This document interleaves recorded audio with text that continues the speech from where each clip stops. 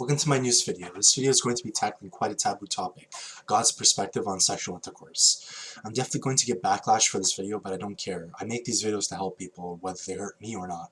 Now, a lot of people believe God regards sex without intent of procreation righteous. He definitely does not will for it to be accepted. It is unfortunate it has. The world is consumed by the lust of the flesh, and truly so many will and have scorned me for preaching this message. It is a sad truth.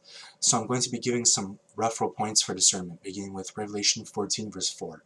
These are they which were not defiled with women, for they are virgins. These are they which follow the Lamb whithersoever he goeth. These were redeemed from among men, being the first fruits unto God and to the Lamb. Now before I continue on, I want to point something out. Clearly this scripture is talking about literally people that are, they haven't had sex yet. They're literal virgins. The obvious reason I say that is, what could consider someone a virgin within the same contextual sentencing as saying defiled with women? I don't think talking to a woman makes me defiled or implies that I'm a virgin for not doing that. Now continuing on, Genesis 38 verse 7 to 10. And Judah's firstborn, was wicked in the sight of the Lord, and the Lord slew him. And Judah said unto Onan, Go in unto thy brother's wife, and marry her, and raise up seed to thy brother. And Onan knew that the seed should not be his, and it came to pass, when he went in unto his brother's wife, that he spilled it on the ground, lest that he should give seed to his brother. And the thing which he did displeased the Lord, wherefore he slew him also. Now 1 Corinthians 7 verse 2 to 6. Nevertheless, to avoid fornication, let every man have his own wife, and let every woman have her own husband.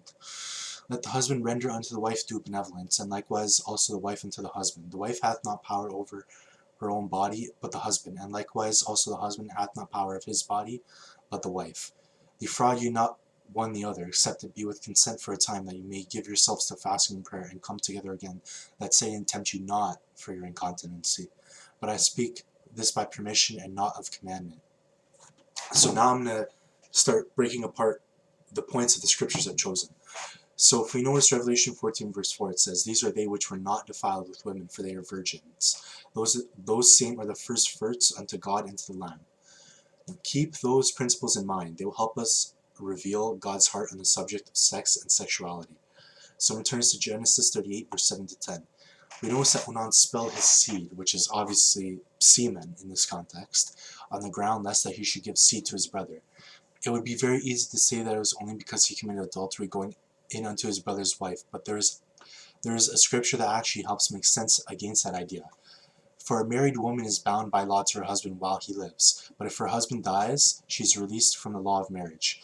Accordingly, she will be called an adulteress if she lives with another man while her husband is alive. But if her husband dies, she is free from that law, and if she marries another man, she is not an adulteress. So, there's a few things let's go over here. So in Genesis 38 verse 7 to 10, Onan's brother was actually slayed already. So technically, by the Romans 7 lawful point, his wife was up for grabs, lawfully.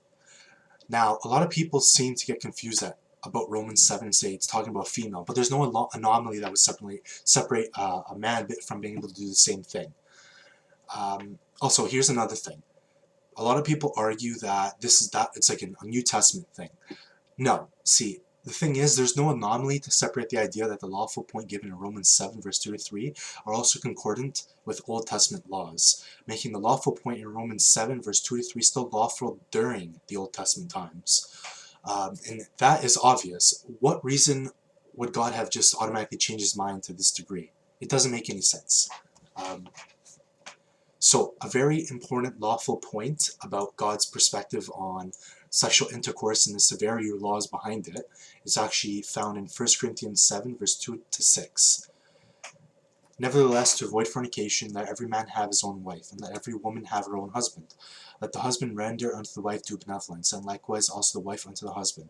The wife hath not power over her own body, but the husband, and likewise also the husband hath not power of his own body, but the wife. Defraud you not one the other, except it be with consent for a time, that you may give yourselves to fasting and prayer, and come together again, that Satan tempt you not for your incontinency. But I speak this by permission and not of commandment. So it mentions that the wife and the husband should not defraud one another. That being said, is not to justify sex without intent of procreation. It has always been wrong, only has been suffered by God for so long. If you notice, it says to come together that Satan tempt you not for your incontinency. If you read it in context, it is saying to part from one another from sexual lust and give yourselves to fasting and prayer, and to come together again that Satan tempt you not for your incontinency. Incontinency means your lack of self-control. If you understand the last part in context with the beginning, it is saying that Satan will tempt you for your inability to control yourself over sexual lust. Now let me ask a major question. Why would Satan tempt you to keep your marriage together? That doesn't make sense, and it never could. The Bible is very clear on the idea that Satan doesn't help anyone. Once a murderer, always a murderer. John 10 verse 10 says, "The thief cometh not before to steal and to kill and to destroy. I am come that they might have life and that they might have it more abundantly." Now, that being in mind, don't defraud the idea that Satan cannot be used by God for good. Satan was delivered by Paul to teach people not to blaspheme. To teach people not to blaspheme. So they were going to use Satan to tempt people away from sin. Remember that. You can find that in 1 Timothy 1 verse 20. And there's also another scripture in 1 Corinthians 5 verse 5. So if you look at the details of Revelation 14 verse 4, how it mentions that sex defiles oneself. Defile as a root word can only mean a lack of pureness.